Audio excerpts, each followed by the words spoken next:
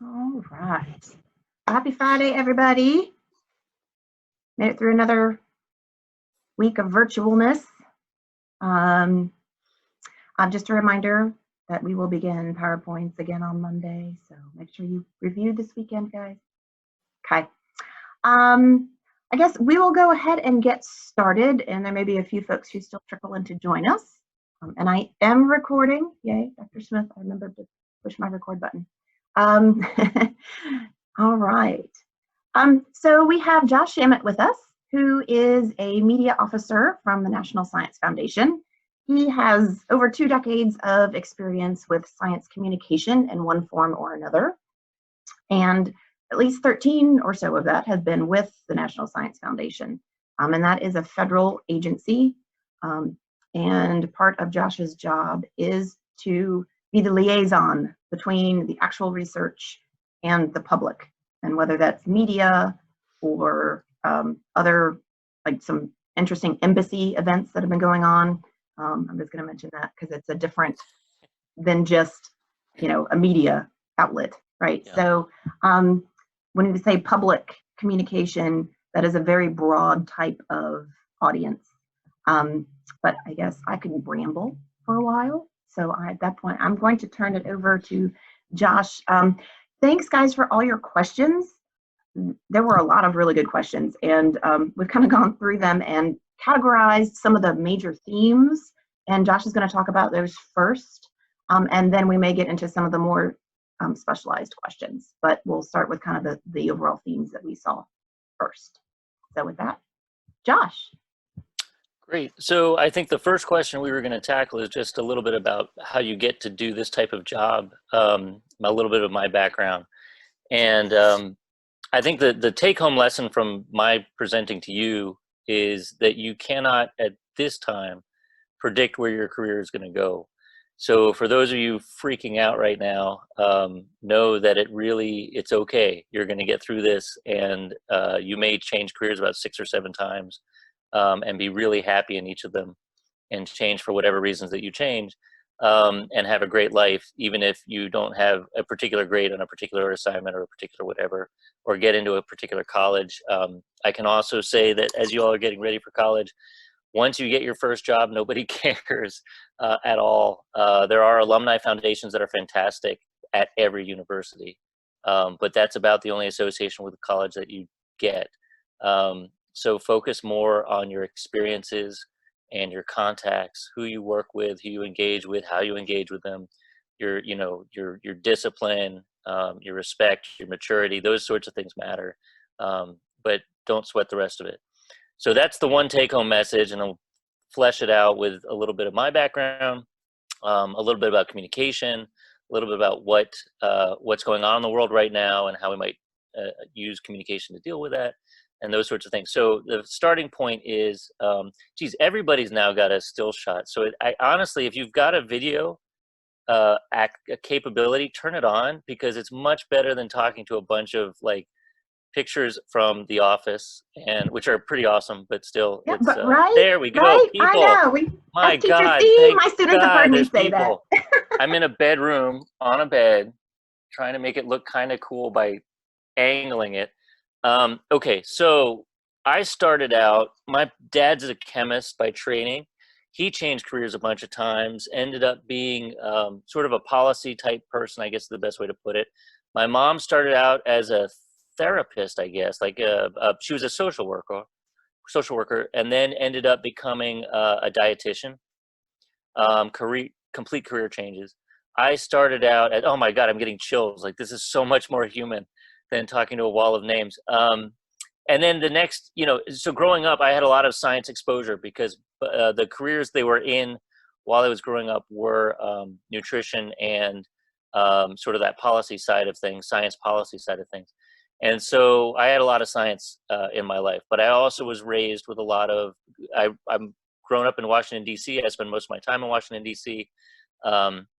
And so you're surrounded by culture in DC as well as knowledge. It's a great place to be if you're looking for internships over the summer, because everything comes through DC, even more so. It's more academic than almost any other, actually probably than any other city on earth, because there are so many everything from lobbying groups to Capitol Hill to organizations that deal with science. Just that's their headquarters is there. So I was raised with a real wealth of knowledge in science, but also culture, because all the museums are there. The Smithsonian museums, there's all sorts of free activity the way DC is. Because of the Smithsonian, a tremendous number of even the other private museums and organizations have free activities and events. So you get this real wash of culture and science. So I bring that up as well because all of you should be thinking about staying well-rounded. Whether you are now or not, you should be looking at literature, looking at history, looking at how to integrate those things into what you do. The more breadth you have, the more you're going to tackle what you're doing from a different angle. And in science, that is gold. When you meet Nobel laureates, and I met many, I've worked with many, what makes them a Nobel laureate isn't that they were the smartest person in the room at all. What made them a Nobel laureate is they were able to think about something in a way somebody else wasn't, and then pursue it for a long time and engage with others to help achieve that goal. So really keep that breadth in mind. So that's my sort of baseline starting up childhood sort of thing. And then I get to, I went to good schools, but public schools, they were great. And then went to college at William & Mary, which is where I met Ms. Coghill. And then ended up majoring in music and geology. And my senior year, I got introduced to science communication. And before that, I'd been introduced to it actually my junior year and didn't think much of it. And then something clicked senior year. I was doing more writing for some of my assignments. I had a strong writing background because of the high schools I went to. I strongly encourage everybody to keep your writing skills up to speed. Communicating is key. So I had strong writing skills. I had an interest in science, and I started realizing that specializing wasn't for me. I would go back and forth on that, but I started realizing that to get into a scientific field, I would have had to drill really deep, and I wanted to learn more than that. And so I wasn't, when I started looking at grad schools, I got into some idea of what I wanted to do. Some of it was through sort of the academic research side. Some of it was through the communications side. And I ended up going to the University of Tennessee. Actually, let me backtrack a little bit. In college, I was focused on the geology and the music to kind of keep all things going. But I had originally wanted to do Dinosaur DNA because Jurassic Park came out the same summer I went to governor's school at William & Mary. And we went to see it, and then that same day we extracted DNA from, I think, strawberries. And the DNA was like cool. I was like, oh my God, that's what DNA looks like. And I want to do Dinosaur DNA. And it's interesting because if anybody's reading the news right now, has anybody seen the news on that they may have extracted some dinosaur DNA recently? Anybody? All right, make sure to read the news. That's your first assignment because it's all over the place. It's the second time. The first time, I think they think it might be a contaminants. This is the first time they think they may have actual DNA. Anyway, long story short, I was excited about that, but for a series of reasons, I didn't end up doing that. So I ended up going from that to focusing specifically on geology. And but because I had this started with that dinosaur thing, I had some chemistry added in and all these other things. So by the time I got ready for grad school, I started thinking, what did I want to do? So I got into a bunch of science communications programs. But I decided at that time, I really wanted to know how science is done. And even the best science communications programs really are about science communication. And you don't get that you can get some lab experience, but you don't get the actual lab responsibility. As far as I know, that may have changed now. So I went to the University of Tennessee, Knoxville, because they were going to give me lab experience as a science degree and really focus on science, but they would leave me open to opportunities and flexibilities to write while I was there. And they'd introduce me to people who would teach me about writing and all of these great things. So I got some great experience at UT Knoxville. I started out studying soils and things that would have related to climate, and then pivoted to meteorites. Because I would hang out with some of the folks in the planetary sciences group, and I was just awed by the fact that you could hold in your hand rocks that had been around longer than the Earth, that you could look at those minerals and see and understand what was happening inside asteroids. You could hold pieces of planets in your hand You can hold pieces of the moon, as Miss Coghill knows. So, you know, you have this experience of seeing this, you know, this awareness that there's something there that's really fascinating. And I pivoted in that direction. When I finished there, I kind of had trouble figuring out where to go next. I had thought I'd wanted to be more of a journalist. And so I was really disappointed that I couldn't crack into it really well. I didn't have the right skill set, even though I've been publishing science communication articles while in college and grad school. I'd had some great internships. Again, get those internships, make those connections. I was able to keep writing all through college and grad school, getting published articles, even making a little bit of money on a couple of them, and you know, able to get that experience. But the types of publications I was trying to get into were really the top of the tier, and I just wasn't qualified at that point for them. So I was doing more of writing, editing, consulting, things like that. For my first gig, I worked for Temple University, had a survey research outfit, and I was just doing writing and editing. So a lesson there is just get a job. Just, you know, my first job was at the Chesapeake Bagel Bakery, and I'm proud of it. Actually, my first job, no, that's right, that's where it was. And my second job was the pet shop, and I worked there for a couple years and got my first iguana, Hrothgar. So, you know, you need real life experience, so get jobs.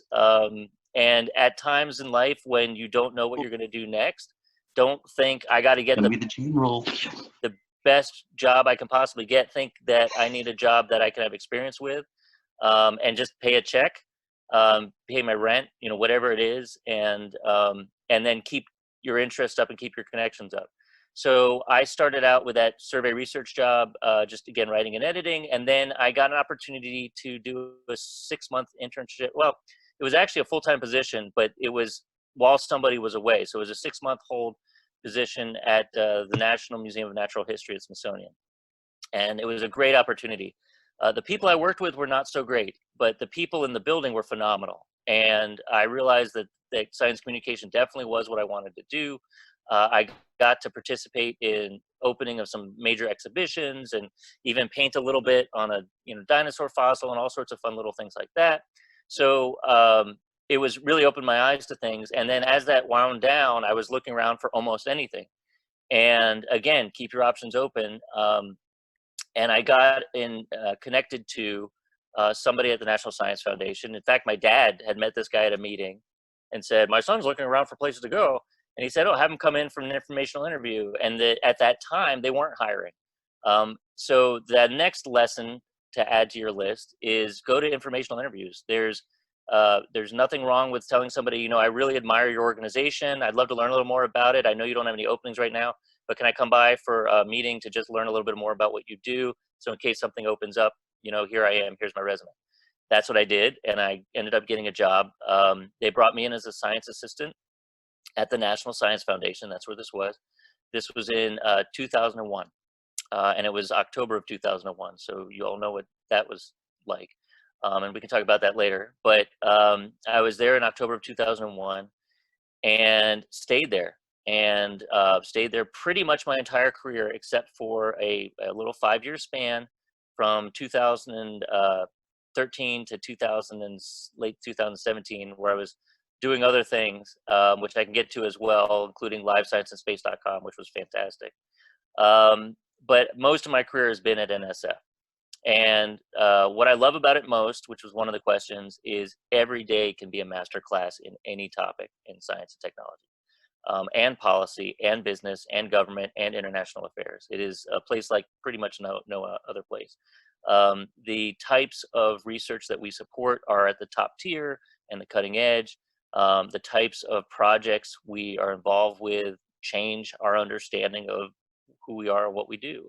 And it's fantastic to go downstairs and ask somebody about neutrinos and sit there for an hour learning from somebody who really knows how to talk about neutrinos, or to go and have a conversation with somebody who founded their own small business in high-tech small business and now funds other small businesses as a program officer at NSF, and learn what it is to have a successful business. Even though I don't have a successful business, it's something just that is fascinating to learn what makes a business and what makes success in that world. And honestly, one of their top lessons in the business world is also pivot. When you are doing something and you think it's going to be a product that the world is going to be excited about, if you get feedback and you keep getting feedback that's not the product what people want, don't keep trying to force it on them. Pivot to something that they do need. Ask them for what they want. That actually was a key lesson for me, so that when I went to my 5-year walkabout, and I was at livescienceandspace.com for about half of that, a little more than half of that, I learned from them the same thing in communications. They were writing content not based on what messages they wanted to get out, which is the way an agency works, or the way anybody sort of doing PR starts out thinking they want to work. They work by saying, what does the audience want? We don't sell stories, we don't sell content unless people go to these articles. They don't go to the article unless it's something answering a question they're asking. So I took that knowledge back with me. And so it's this idea from both the business world and the communications world that what you produce in terms of communication is you have to be producing a product that people want. And how do you know what they want is you listen, and you listen to what they're asking for, and then you provide that information to them.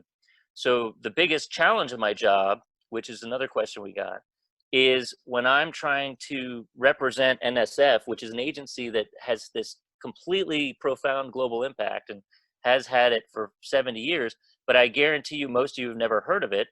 So the question is, how do you help people understand who we are and spread the word about who we are?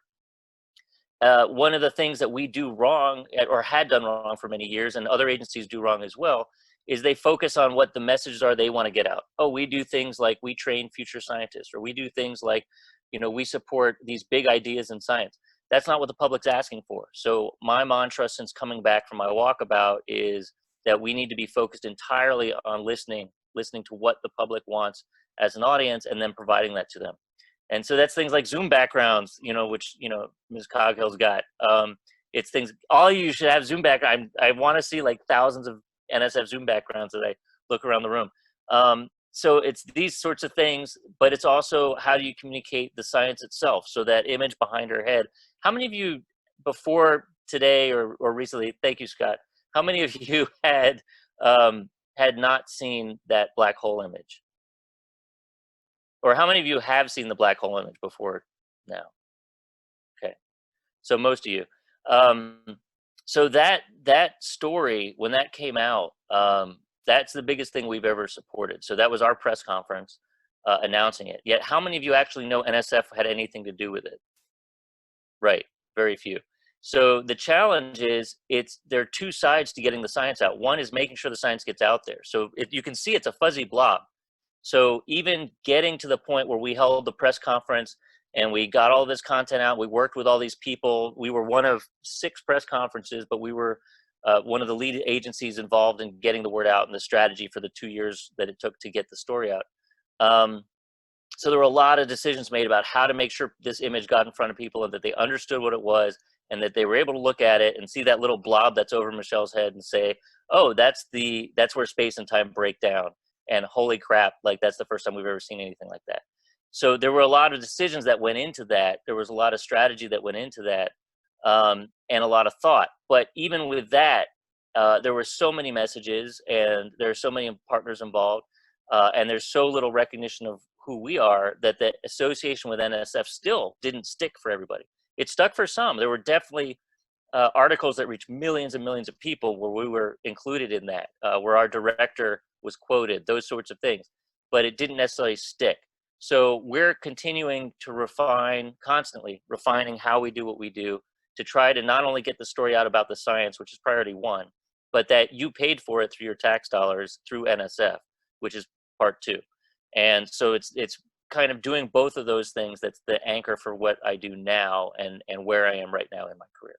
So that is a long answer for the career part of it. I guess, do we want to crack it open for just a couple quick questions before we go to the next kind of anchor question? Anybody want to raise their hand or anything? Sure, that's fine. Anything related to that? Oh, there's something in the chat. I have a question. Yep. My question is, what does your day look like? I mean, not now. I get quarantine, right? But in a typical day, Are you in meetings all day? Are you typing on a laptop all day? Are you reading? What are you doing? It's interesting because it varies, but the bulk of it is conversations. So those conversations are either in person or on the phone or in emails going back and forth. So what you're doing is you're finding the information. You're figuring out what, for me in particular, my beat now is media trends. So I've moved away from I cover either biology or geology or astronomy or whatever to I cover just media trends. So I look for what's out there as a trend. But the day to day is I'll go to my office, I'll crack open email, I'll look for any fires that are happening, things that need to be addressed immediately. Like a reporter needs somebody to interview about coronavirus. So that's priority one. The number one thing on my day is I need to make sure if a reporter reaches out that I can get them information quickly and get them accurate information. Then the next part of it is looking for crises that have to do with things in the building. Is there a project ongoing? Like, getting the Zoom backgrounds up, for example, wasn't just as simple as just saying, hey, let's do this. You have to coordinate people. You have to make decisions, those sorts of things. So going through and making sure there's no stops to that there's no obstacles or roadblocks to the projects I'm working on. And then it's literally going through the email and just washing through it. Before, our office recently restructured so that we could have beats that were more audience focused.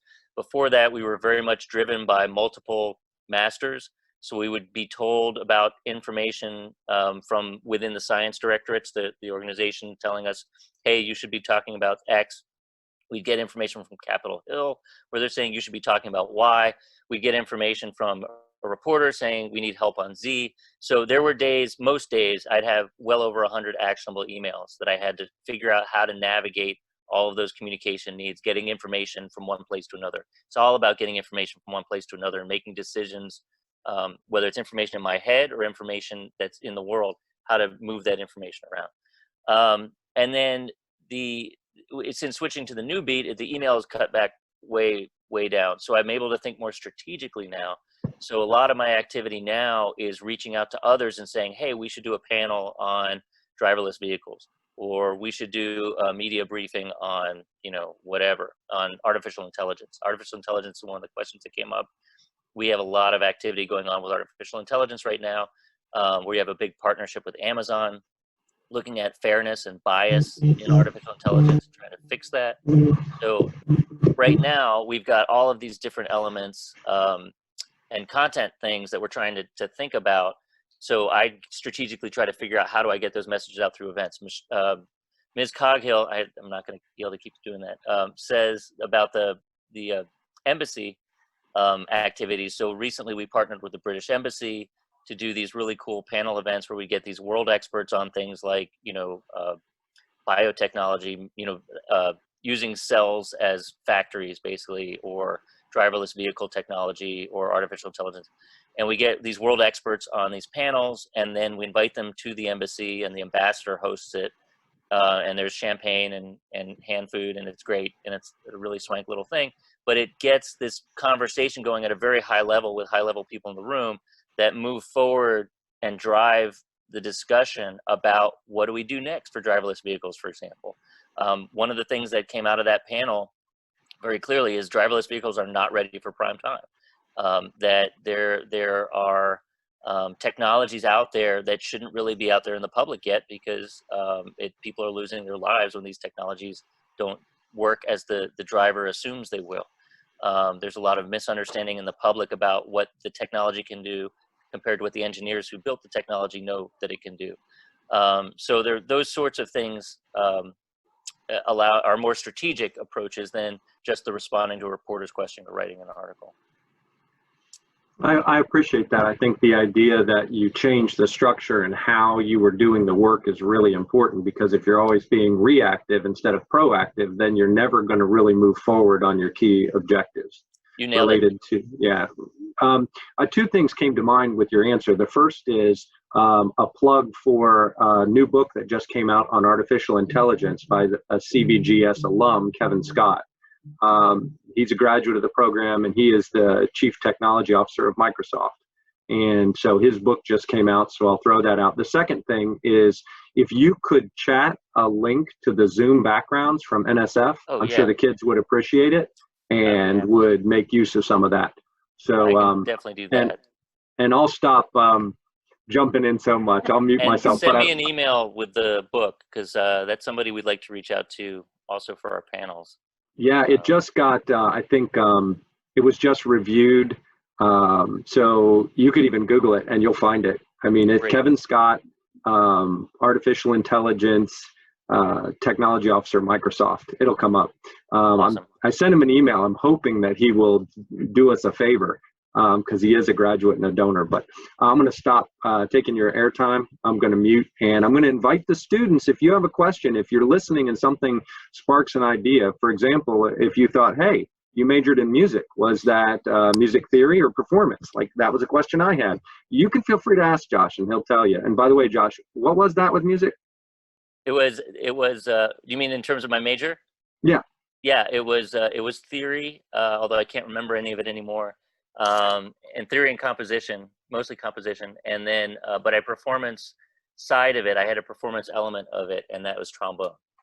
All right, I'm just curious and a little off topic. Yeah, All right, and I'm going to mute. Play, and that's another thing too, is if you do play an instrument, keep playing it. So many people stop in college, and it's such a mistake. Just keep playing the instrument. You don't have to be great. Just enjoy playing it. So if we don't have any questions, we can go on to the next sort of formal question. Yeah, so I think the next kind of big theme that's going to capture several of the questions that were submitted is, what makes good science communication or effective science communication? Yeah, that's a really important one.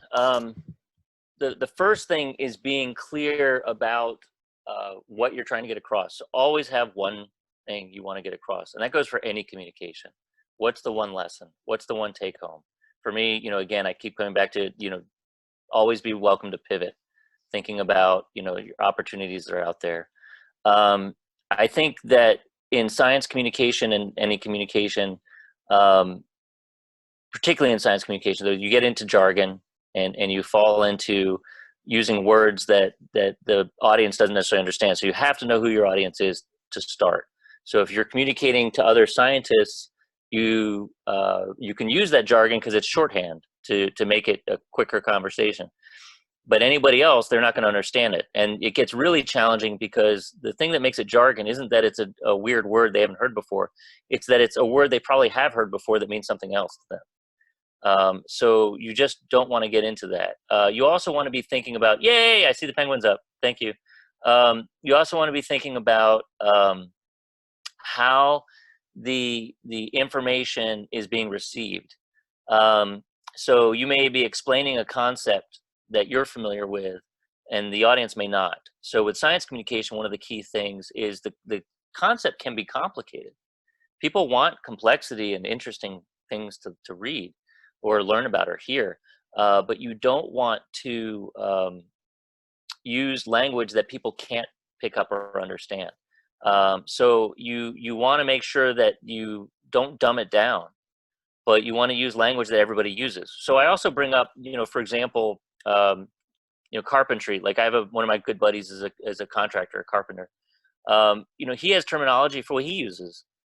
He has jargon. If he was going to tell me how to fix, my windowsill, I'm going to struggle with that if he talks to me in terms of, what type of nail to use and so on and so forth. He has to be able to communicate to me in a way that I can understand what he's doing. Same thing with science. So it's very easy, even with something like the statistical part, with things that you end up having as kind of the day-to-day routine. For your audience, it may not be routine. So that's a critical part. I think the other thing is making sure you're always accurate and always be honest, always. Be accurate and honest, get that information to people so they can make their own decisions from it. So don't try to add your own emotion or judgment into the conversation.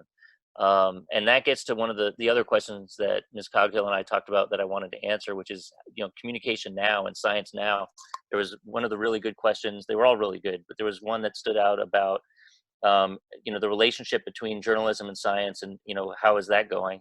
And I think it's a challenging time because there used to be a real cohort of science communicators who knew science really well and communicated it really well. And some of them are still there. But in 2007, 2008, when the economic collapse happened, most of those people lost their jobs. So the replacements were people who were journalists, but they had other expertise. So they didn't really know the subtleties of the science. And so the information they're providing isn't necessarily as accurate. So there are some excellent science communicators and science journalists out there. There are others who are less so. There are long form articles that are really accurate. There are short form articles that are really accurate. There are long form articles that are inaccurate. There are short form articles that are inaccurate. And the challenge is figuring out how to make sure that what you're getting across to the journalist or your audience, if you're giving a presentation or whatever, is clear and accurate, and that they can then reproduce that information to somebody else.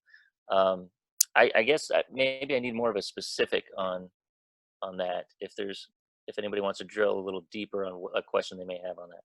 I see the neutrino, I see the sun. This is great. So I don't know. Well, that kind of segues nicely into, there was a couple questions about like truth in information. So kind of the fake news line. So I saw the documentation that you've sent around, and it's excellent on how to look for things in the news that are, making sure that it's accurate. The first thing is always look at the source, both the source of what you're reading, the URL. Is it a .gov or .edu or .org? That's a starting point. Is it if it's a .com, is it one that's has a strong reputation for information? If it's a .com, is it an opinion piece or is it an actual article written piece? What else has that journalist written? If you've got any topic that you're looking at, you want to go to multiple sources. You want to get to the data, not just the information in that article, or even worse, just the headline. I've talked about this with Ms. Cockhill a lot, but it's always about the data. Even your science, the work that you're doing, it's never about the conclusions. It's always about the data. Because 100 years from now, your conclusion could be crap.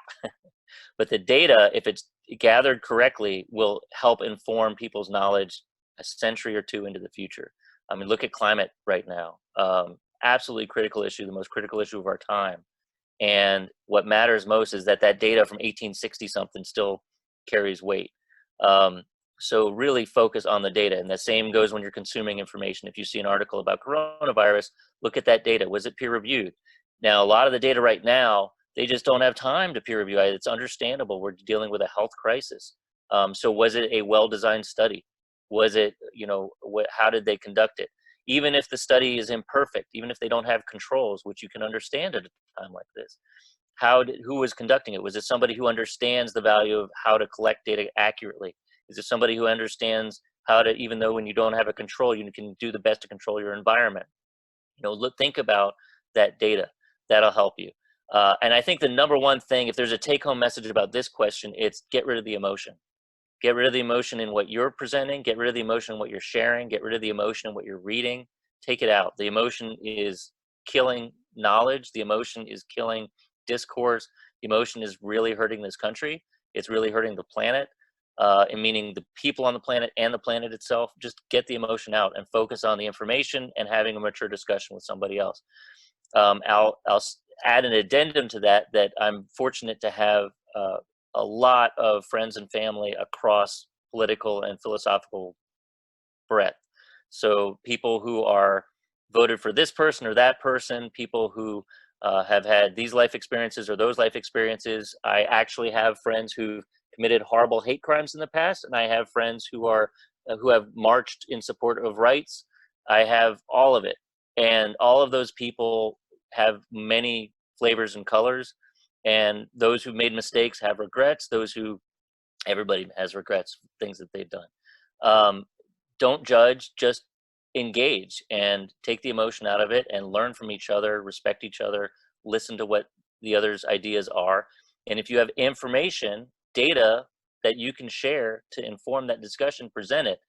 It's up to that other individual to make the conclusion, and it's going to be heavily weighted by their life experiences. And if their life experiences are difficult, they're going to weigh it with anger and frustration.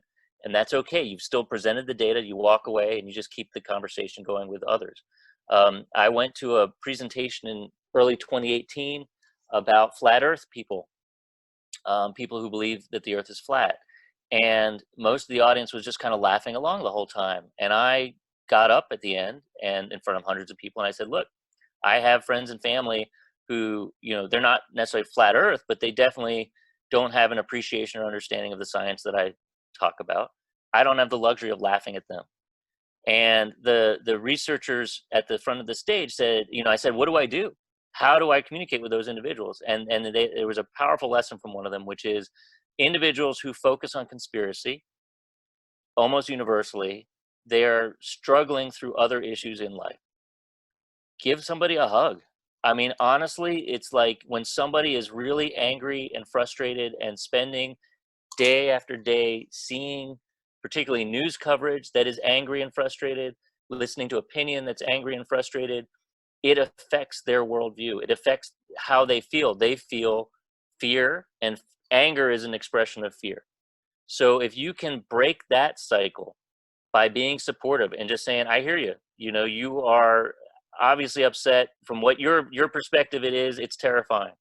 So I can't tell you you're wrong because I can't, you know, wave my arms and solve the thing that you're thinking about, but I'll listen to you. I'll hear what you're saying. And I can say that from my vantage point, these are the things I was looking at. Here's this data that, you know, from 150 years of looking at ice cores, we can see X, you know, from, you know, looking at the coronavirus itself as a virus and what its structure is, which we can actually see under a microscope, we can see that it wasn't, you know, it's not carrying spy equipment or whatever, you know, you never know what somebody's thinking. You can look to that and say, but I hear you. And I, you know, there's validity in their fear, and you just show them that respect. And then you can try to move on from that to just a more mature relationship with those individuals.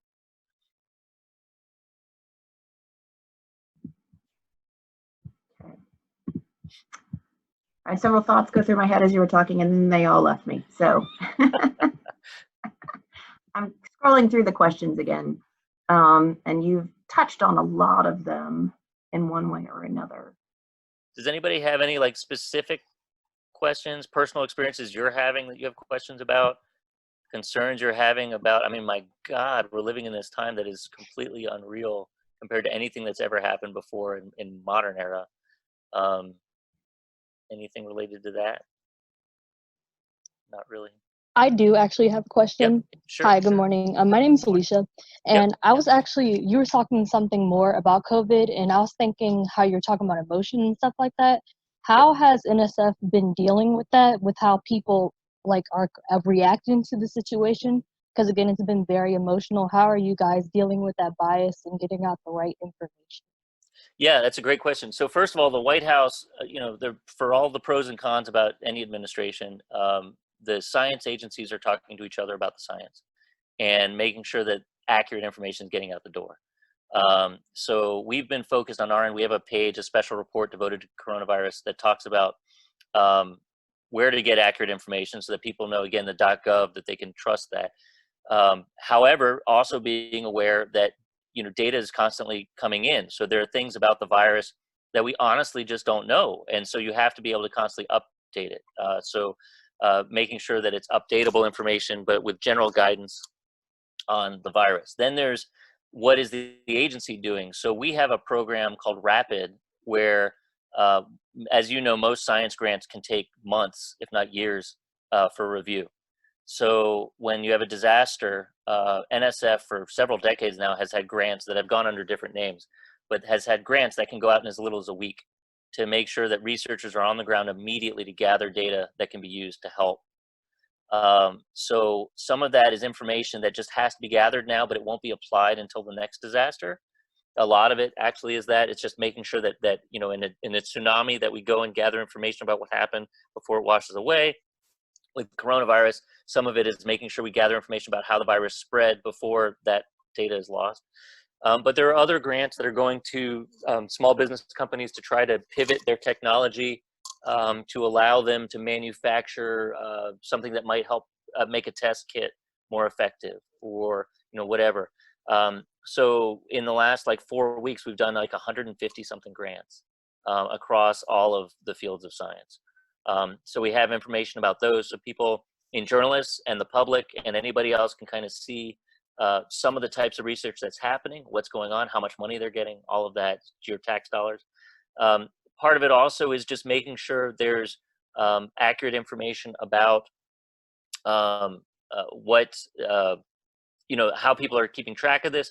But then there's also some things later on that'll be more of the storytelling about how for example, the modeling that's been used to sort of track the disease, a lot of that builds on research that was done decades ago and over the last several decades to understand how viruses spread. And we want people to understand that so they continue to support that kind of research, knowing that it may not make sense to them when they say, oh, what's this study about, human behavior, and realizing that that human behavior study has saved millions of lives by helping people understand how the virus is spreading. So there are all of those elements are things that we're doing to try to engage. For me, a lot of the time is also being spent answering reporters' questions. So we had some of the questions are very much about us, like, how has it affected people getting grants? Well, for us as an agency, we were already extremely well versed in telework for years.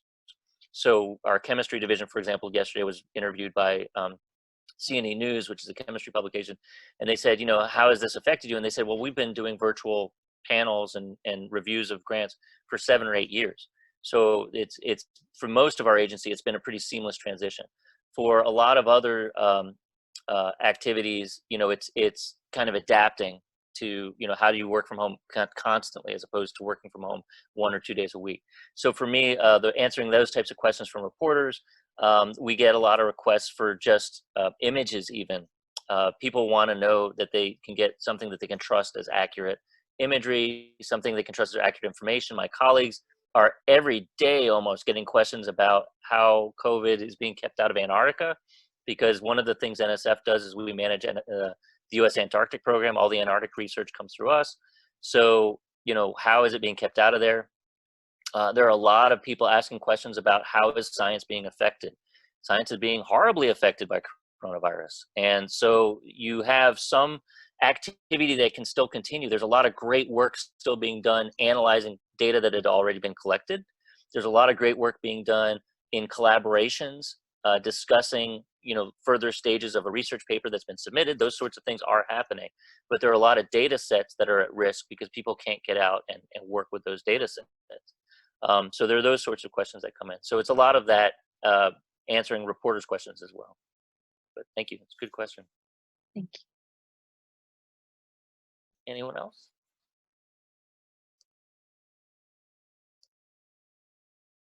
Tough crowd. I don't know. I'm trying to think of the other questions on the original list. If you. Well, yeah, I was looking. This is just a fun one.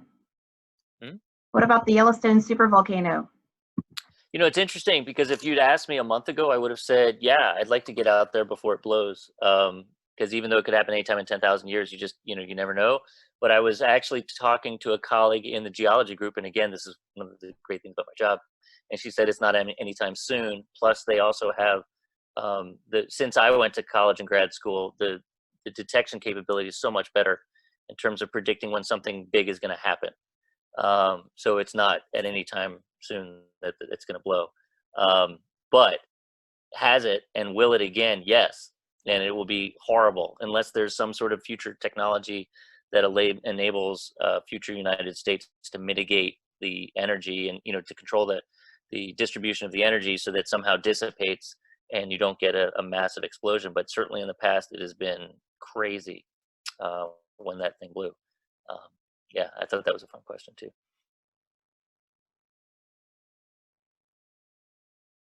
Next. I like the backgrounds, right? I was able to get one. Yeah, yes, the Antarctica one, good. Yeah, so the question is, what's the next outreach project that you're going to have maybe on that beta site that the kids could look for? There are a series of blog stories called Science Matters. It's almost like a magazine format that's pretty good. Some interesting articles. The challenge is one of the things I'm working on is convincing across the agency that we don't need to talk about ourselves. We can be part of the story, but the story has to be bigger than us. Otherwise, people aren't going to read it. So the Science Matters stories are moving more in that direction, but they're still not quite there yet. I'm working a lot trying to get folks to do op-eds, to again, try to drive conversation. So I think in terms of other exciting activities, we've got video content that's definitely ramping up. I'm working right now on this video project I'm really excited about, that's about the periodic table. And it basically is a animation, really nice stylized animation showing from the Big Bang through to the present, as each element, where do the elements come from, basically. So it starts with, just everything condensing out of the ether. And then you've got hydrogen, and you get helium, and how did they form? And then stars form, and from the stars you get all these other elements. And so in the corner the table's filling in as all of these stellar explosions happen, as black holes spew out jets, and you get reactions that create lithium and some of these other things. So it goes through this sort of timeline showing the different processes that create each of the different elements, and then ends with the realization that each of those things is inside of us. So, just like Carl Sagan, we are star stuff, but it's not just star stuff. We are supernova stuff. We are, comet and asteroid stuff. And you look out and you think that's space, but space is, this bed. Space is everything. We're all part of this same universe. The atoms in me have been in, not only coming from the center of a star, but they may have passed through several other things to get to the point where I'm actually using it. The quarks in me could have come from, galaxies much further away, or things completely unrelated, and cycled through multiple different things multiple types of atoms and elements before they got to me. So all of these things to convey that we come from these different stellar pieces. So that's a project that's going to be completed probably over the summer. But our video content, YouTube, there's an NSF YouTube site. So YouTube's, it's not the National Sanitation Foundation, that's another NSF. It's nationalsciencefoundation.gov. I don't remember whether it might just be YouTube/NSF, I'm not sure. But there's a whole playlist of content where they do a lot of video about science you may not have heard about. There's a product they do called 4 Awesome Discoveries, which is targeted a little younger, but they're actually really interesting to watch, about science discoveries you probably didn't hear about, because science coverage since 2007, 2008 really has diminished. There are a couple really good large websites that do cover science. Space.com and Live Science that I worked for. There's National Geographic. There's Discover. There are some huge science organizations that didn't exist 20 years ago that are great getting information out, but by and large, science content's not out there enough. So a lot of the stories get missed, and so some of the video content we do is kind of getting some of those stories out there too. So that's a sample. There's a lot, but that's kind of a sample. Ben has a question. Okay, cool. Penguin Guy.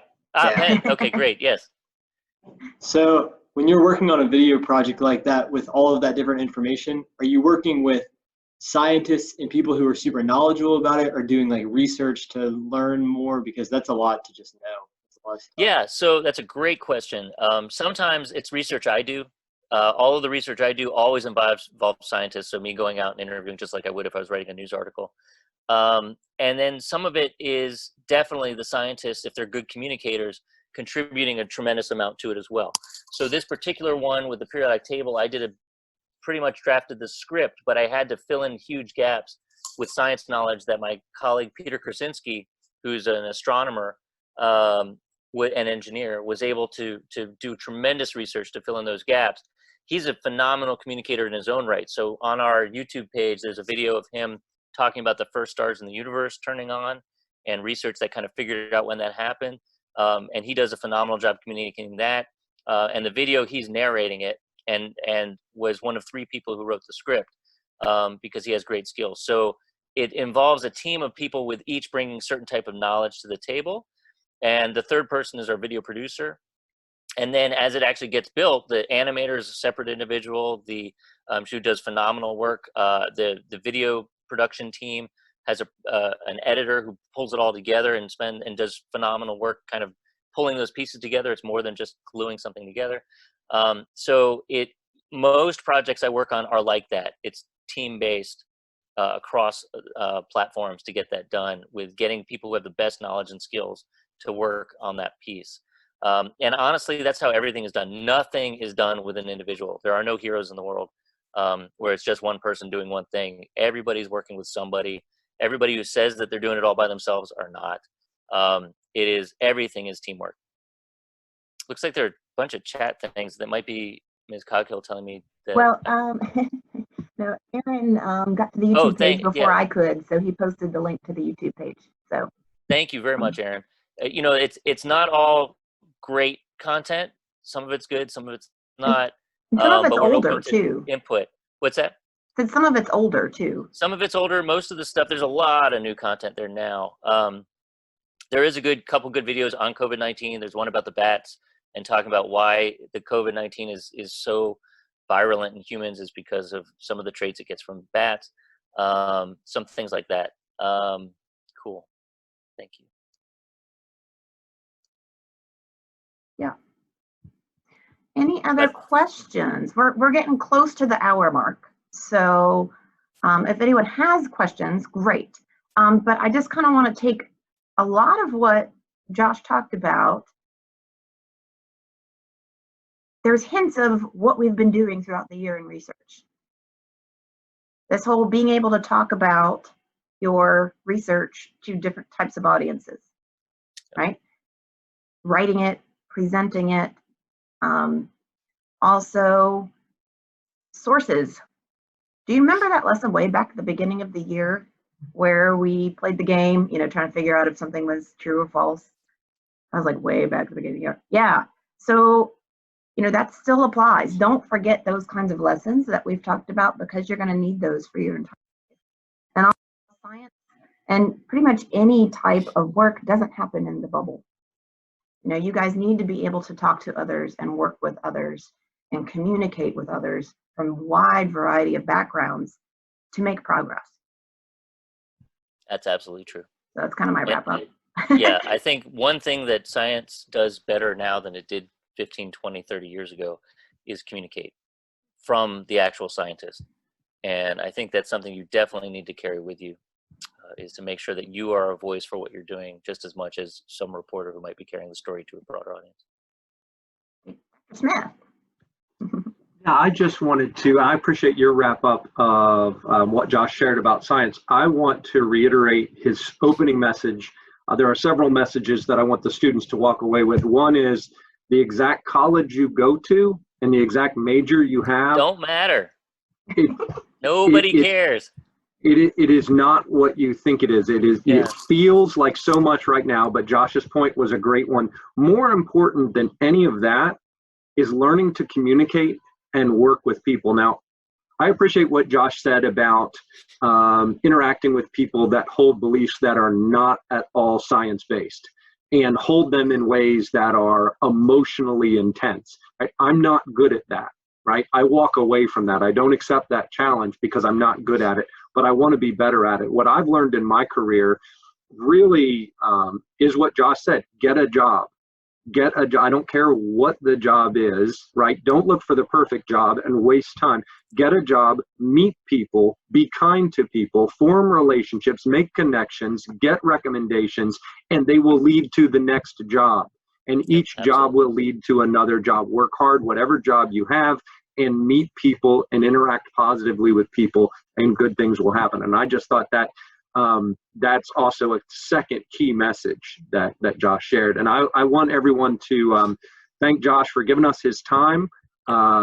He has a lot of knowledge and comes from a very important organization. I hope you noticed, I noticed, he doesn't say or pause a lot when he talks. I was so, right? Because I do all the time. So I was very impressed with his ability to communicate, and I appreciate his time.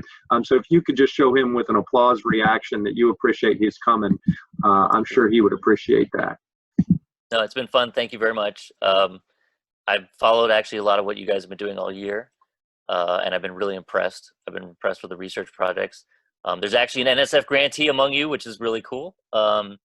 And I've also been really impressed by the communication side of it, the lessons that you just talked about that you've had all year, that talk about these different angles and elements. You guys are getting a huge head start on things. Most of the things that I later got in grad school, you're dealing with now. So it's great to see. And I also want to just add that you know, one of the things that's this take home of the relationships, keep them up. Stay in touch with people. It's much easier to do now than it was even when I was in college. And make sure that you don't burn bridges, but also keep open flexibilities to where you might pivot and go next. But the relationships will matter, and you'll end up doing great things regardless if you stay on top of that. Awesome. And Josh, so you know Ben, who has the penguin background, that's our NSF. Oh, awesome. Right okay, there. great. Yay!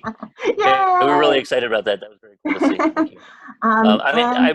I will add that all the projects were awesome. I mean, I just, you know, you look at the science you're doing, it's real science. And so don't lose sight of that. It gets hard when you're surrounded by people doing similar things to what you're doing to realize how impressive that is. And one last thing is on this whole bubble issue. It's very hard sometimes, particularly in science, to get outside of your bubble and see what you're doing in relation to what others are doing. So part of that, being able to respect others and communicate with others, is recognize your own world and how small it may be, and how you can broaden that world and make it bigger so that your perspective and your knowledge can have more weight and more impact. Awesome. And if you guys have questions that pop up, you know, as you kind of sit and think about this, and as the messages sink in a little bit, if you have questions, I'm sure Josh would be happy to answer them. I don't know. I don't think we'd given your email, if that's okay, You or if can. you'd rather Yeah, they come I'll through put it me, in the chat, and then if you want to also send it out to people, that's fine. because I can always filter them too, as well, if that would be No, don't easier, filter. I mean, anybody, just reach out. jchamot@nsf.gov. All right. Great. All right, All right. guys. Thank you. Hopefully you gathered some life lessons and science lessons, and you took some notes. Or if not, you can write down your reflections of the discussion.